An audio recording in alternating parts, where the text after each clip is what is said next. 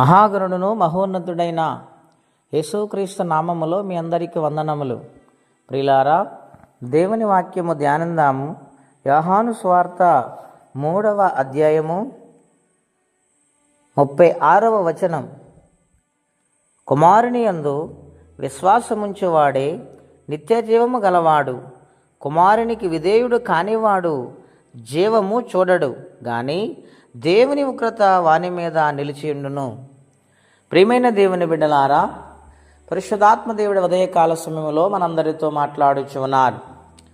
అపోస్తులుడైన యోహాను గారి ద్వారా దేవుడు ఈ మాటలు వ్రాయించున్నారు. ఇక్కడ అంటూ ఉన్నారు, కుమారుని యందు విశ్వాసముంచువాడే నిత్య జీవానికి వారసుడు, నిత్య జీవాన్ని సంపాదించుకుంటాడని మాట్లాడుచు ఉన్నారు. అవును ప్రియులారా, యేసు ప్రభునందు విశ్వాసముంచిన వారే ఆయనే మార్గము, ఆయనే సత్యము, ఆయనే జీవమై ఉన్నారు. ఆయన ద్వారానే పరలోక రాజ్యానికి మనం వెళ్ళగలుగుతాం. ఎందుకనగా ఆయన సర్వమానవాళి కోసము రక్తమును సిందించి ప్రాణమును బలిగా అర్పించి 3వ దినాన లేచి సజీవుడుగా మనందరికీ పాప విమోచన చేసిన దేవుడై ఉన్నారు. తన స్వరక్తం ఇచ్చి సంపాదించిన సంఘము బిడ్డలము మనందరము. గనుక ఆయన యందు విశ్వాసం ఉంచాలి, ఆయనను నమ్మాలి. యేసయ్యను నమ్మినప్పుడే నిత్య జీవము మనకు కలుగుతుంది, ఆయన రాజ్యము మనకు దొరుకుతుంది. గనుక యేసుక్రీస్తు వారి యందు విశ్వాసం ఉంచితే దైవ కార్యాలు మనం చూస్తాం.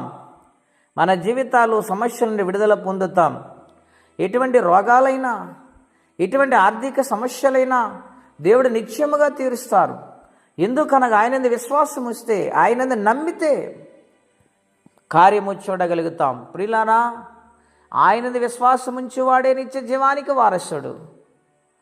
ఆయనందు విశ్వాసము లేనివాడు దేవుని ఉగ్రతకు పాలైపోతాడు. చాలామంది దేవుని వ్యతిరేకిస్తారు, ఈ లోకాన్ని ప్రేమిస్తారు, సృష్టిని పూజిస్తారు. ఎన్నెన్నో మార్గాల వైపు వారి యొక్క జీవితాలు నడుస్తూ ఉంటాయి. వారి యేసుప్రభుని అంగీకరించలేరు, ఆయనను ఇష్టపడలేరు. అటువంటి వారికి కూడా ఇక్కడ వ్రాయబడిన మాట, కుమారునికి విధేయుడు కానివాడు జీవము చూడడు, దేవుని ఉగ్రత వాని మీద నిలిచి ఉండను. నిత్యరాజ్యానికి వారసుడే మాత్రము కాలేడు. ఆయన ప్రచండమైన కోపము దేవునిని వ్యతిరేకించిన వారి మీదకు వస్తుందని ఈ లేఖనాల్లో మనం చూస్తున్నాం. 3వదిగా మనం చూస్తే ఆయన రాజ్యం అనేది ఎన్నడూ దొరకదు. వారి ఉగ్రతకు వెళ్ళిపోతారు, నిత్య అగ్నిగుండాన్ని పాలైపోతారని ఇక్కడ వ్రాయబడి ఉన్నది. ప్రియులారా, కాబట్టి దేవుని పిల్లలారా, దేవుని యందు విశ్వాసం ఉంచండి. ఏ యొక్క పరిస్థితులు గుండా ప్రయాణము చేస్తున్నారు, ఒకవేళ ఆయా సమయాలలో నిరుత్సాహం కలుగుతుందేమో, దేవుని యందు నిలబడండి, ధైర్యంగా ఉండండి. దేవుడు గొప్ప కార్యాలు చేస్తారు. దేవుని కోపానికి ఎన్నడూ గురవద్దని ప్రభు పేరిట మనవి చేస్తూ, ఆయన ప్రేమలో జీవించి, ఆయన ప్రేమలో సాగి, ఆయన రాజ్యానికి వారసులుగా మారదాం. అట్టి కృపా తీర్మానం పరిశుద్ధాత్మ దేవుడు మనందరికీ దయచేయునుగాక. ప్రార్థన అండి. అత్యంత కృప కలిగిన దేవా, మహోన్నతమైన మీ నామం కొరకే వందనములు. ఈ ఉదయ కాల సమయంలో మా అందరితో మీరు మాట్లాడుతూ వచ్చారు. నాయన, నీ యందు విశ్వాసం ఉంచేవాడు నాయన ఉన్నతమైన భవిష్యత్తును, నిత్య జీవమును, ఆశీర్వాదాన్ని కలిగి ఉంటారని మీరు మాట్లాడారు. నాయన, నిన్ను నమ్మని బిడ్డలు ఉగ్రతకు నాయన దారి తీస్తారని, నాయన ఉగ్రత పాలైపోతారని మీరు చెప్పుకుంటూ వచ్చారు. కనుక మీ ప్రేమ గొప్పది నాయన. మీరు చూపిన మార్గములు నమ్మకంగా సాగిపోవడానికి మీ కృపా సహాయం అందరికీ దయచేయండి. నాయన, ఇంకెందరూ అంగీకరించలేదు వారి గురించి కూడా ప్రార్థిస్తున్నాం. వారిని వైపు నాయన నీ ఆత్మ ద్వారా త్రిప్పండి, రక్షణ కార్యం జరిగించండి.